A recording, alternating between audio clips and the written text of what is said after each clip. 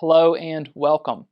So this video is being created by special request, and it is regarding one of those trending special stipulations, the appraisal gap clause. So oftentimes called appraisal difference clause, whatever you call it. This is a hot stipulation, oftentimes accompanied by an escalation clause. And there are some issues that we all need to be aware of, and there's really two big issues, and those are the issues I want to address in this short video.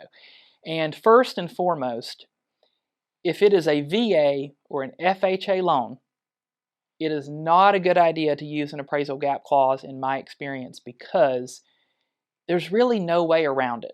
Let's first look at what an amendatory clause actually is. So an amendatory clause is an appraisal contingency. It's a blanket appraisal contingency that is required by the FHA and VA lender.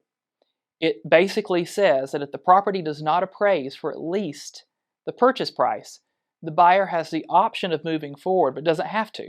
So in other words, they can terminate and receive a full refund of their earnest money back. So this is a good thing for FHA and VA buyers. When we put an appraisal gap clause in an offer that has a FHA or VA exhibit attached to it, what we are doing is we are overriding the amendatory clause. We are saying that buyers are willing to pay up to a certain amount over the appraised value if the appraised value is less. Hopefully it won't be, but if it is less than the purchase price, the buyer is willing to make up that difference so long as the difference doesn't exceed blank. Maybe it's $5,000. Now, sellers feel comfortable with this because they feel like, great, hey, buyer's willing to make up the difference, so let's go ahead and accept this offer. The issue comes in down the road when the lender sends over their own amendatory clause and says, we need this signed for the underwriter. It's a requirement to move forward with the loan. That amendatory clause, usually a one-page clause that's sent over, is presented to the seller. The seller doesn't want to sign it because the seller feels like, whoa, I accepted an offer that contained a stipulation that said the buyer was going to pay the difference. Now I'm signing an amendatory clause, a separate document, an amendment basically, saying something different. And that's not what we agreed to. And then if the seller won't sign it, there's an issue because we're at a standstill basically. So it can become a pretty big issue. One tip is if a buyer is agreeing to pay the difference, ask for proof of funds. Make sure the buyer actually does have the funds to pay the difference, or that stipulation is really meaningless. So when it comes to FHA and VA, I do not recommend including an appraisal gap clause. I say let's brainstorm, let's come up with another way to make this offer attractive to a seller other than that. But either way, just know that that is an issue. There's really no way around it that we have found.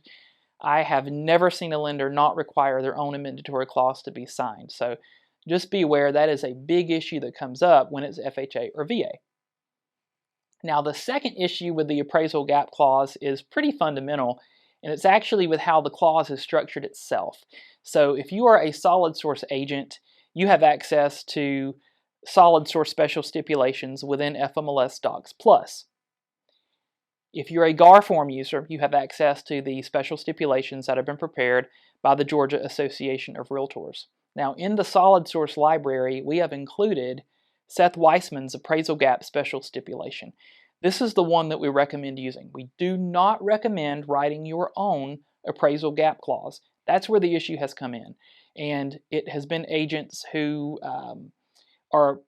write the special stipulation. They have sincere intentions, but the stipulation is not thorough enough to really cover the parties, and oftentimes because it's so short, it can take on an entirely different meaning. Let me give you an example.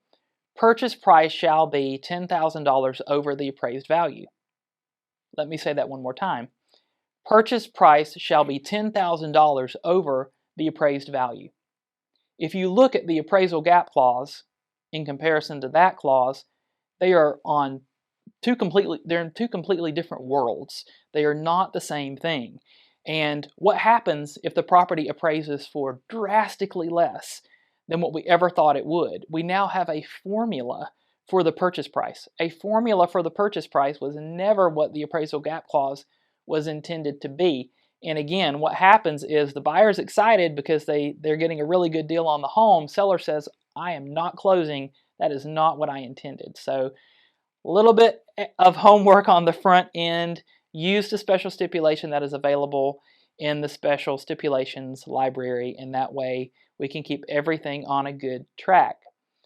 And if we are ever writing special stipulations, I'll just throw in, and there's not a special stipulation already available in the GAR form library, in the GAR special stipulations library, let's at least look at some of the other stipulations that GAR has written and kind of mirror our new stipulation after those, because the stipulations that are available in those libraries were prepared by attorneys, and a lot of thought went into those to protect everybody. And so when we get in a hurry sometimes and we write very simple special stipulations, simple is absolutely not always better when it comes to special stipulations.